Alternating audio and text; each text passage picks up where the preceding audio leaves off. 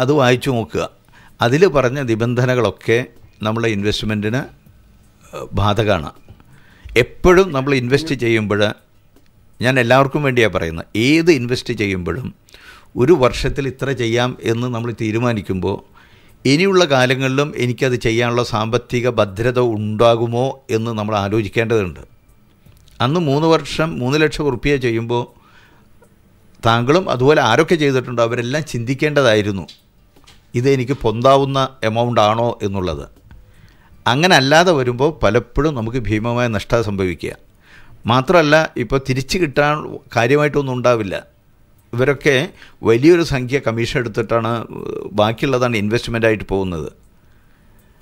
Insurance coverage വേറെ, ബാക്കി വരുന്ന സംഖ്യ ഇൻവെസ്റ്റ്മെൻറ്റായിട്ട് വരുന്നുള്ളൂ. അപ്പം നമ്മളിതൊക്കെ ഈ ചോദിക്കുന്ന ചോദ്യങ്ങൾ നമ്മൾ ഇത്തരം ഇൻവെസ്റ്റ്മെൻറ്റിൽ ഇറങ്ങുന്നതിന് മുമ്പ് ചോദിക്കേണ്ടതും വായിച്ച് മനസ്സിലാക്കേണ്ടതുമാണ്. ഓക്കെ അമ്മശാരി, നമ്മുടെ സമയം ഇവിടെ തീരുകയാണ്. അപ്പോൾ അതുകൊണ്ട് പ്രത്യേകം ശ്രദ്ധിക്കുക.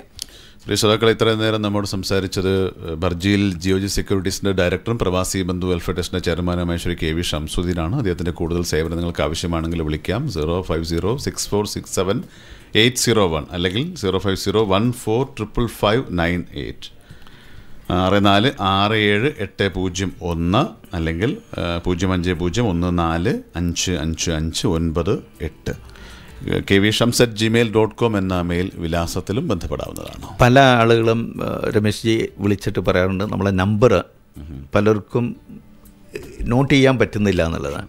എല്ലാവരും മനസ്സിലാക്കേണ്ടത് ഈ പ്രോഗ്രാമിൻ്റെ അവസാനം എപ്പോഴും നമ്പർ പറയും. അതുകൊണ്ട് ഏറ്റവും അവസാനത്തെ ഭാഗം നിങ്ങൾ പറ്റുമെങ്കിൽ റെക്കോർഡ് ചെയ്യുക.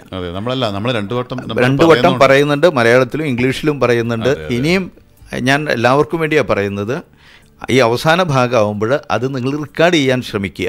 അപ്പോൾ നിങ്ങൾക്ക് വീണ്ടും അത് കറക്റ്റ് ചെയ്ത് മനസ്സിലാക്കാൻ സാധിക്കും. തീർച്ചയായിട്ടും. അതുകൊണ്ട് എല്ലാവരും ബന്ധപ്പെടുക, ഈ പറഞ്ഞ നമ്പറുകളിൽ ബന്ധപ്പെടുക. എല്ലാവർക്കും ഒരിക്കൽ കൂടെ നന്ദി, നമസ്കാരം. അഹല്യ ജീവിതരേഖ നിങ്ങൾക്ക് സമർപ്പിച്ചത് Ahalya hospital, Ahalya medical centres and Ahalya exchange. ആതുര സേവന രംഗത്തും ധനവിനിമയ രംഗത്തും